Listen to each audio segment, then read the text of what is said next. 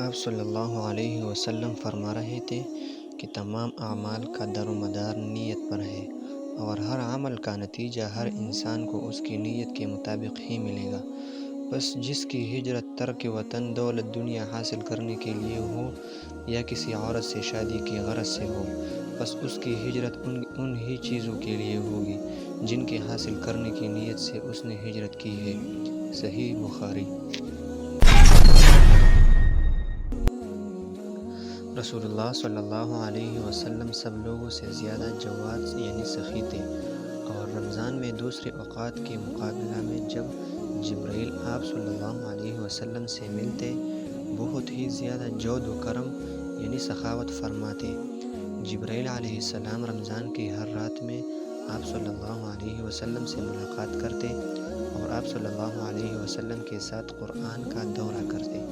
غرض آن حضرت صلی اللہ علیہ وسلم لوگوں کو بھلائی پہنچانے میں بارش لانے والی ہوا سے بھی زیادہ جود و کرم یعنی سخاوت فرمایا کرتے تھے۔ صحیح بخاری۔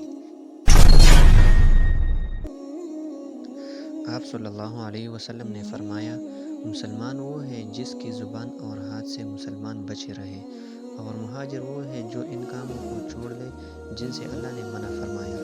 ابو عبداللہ امام بخاری نے فرمایا اور ابو معاویہ نے کہ ہم کو حدیث بیان کی داؤد بن ابی ہند نے، انہوں نے روایت کی عامر شعبہ سے، انہوں نے کہا کہ میں نے سنا عبداللہ بن عمر بن عاص سے، وہ حدیث بیان کرتے ہیں جناب نبی کریم صلی اللہ علیہ وسلم سے وہی مذکورہ حدیث، اور کہا کہ عبدالاعلیٰ نے روایت کیا داؤد سے، انہوں نے عامر سے، انہوں نے عبداللہ بن عمر بن عاص سے، انہوں نے نبی صلی اللہ علیہ وسلم سے۔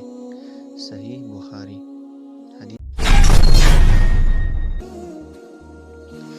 وہ نبی کریم صلی اللہ علیہ وسلم سے آپ نے فرمایا، تین خصلتیں ایسی ہیں کہ جس میں یہ پیدا ہو جائے اس نے ایمان کی مٹاس کو پا لیا۔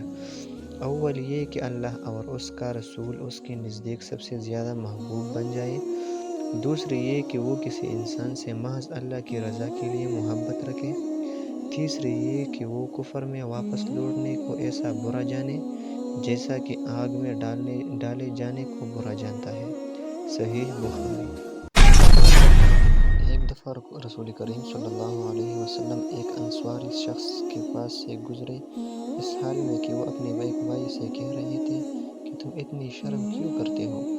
آپ نے اس انصاری سے فرمایا کہ اس کو اس کے حال پر رہنے دو، کیونکہ حیا بھی ایمان ہی کا ایک حصہ ہے۔ صحیح بخاری۔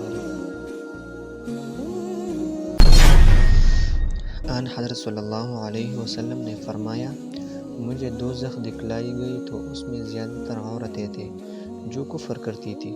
کہا گیا، حضور کیا وہ اللہ کے ساتھ کفر کرتی ہے؟ آپ صلی اللہ علیہ وسلم نے فرمایا کہ خاوند کی ناشکری کرتی ہے اور احسان کی ناشکری کرتی ہے۔ اگر تم عمر بھر ان میں سے کسی کے ساتھ احسان کرتے رہو، پھر تمہاری طرف سے کبھی کوئی ان کے خیال میں ناگواری کی بات ہو جائے تو فوراً کہہ اٹھے گی کہ میں نے کبھی بھی تجھ سے کوئی بھلائی نہیں دیکھی۔ صحیح بخاری۔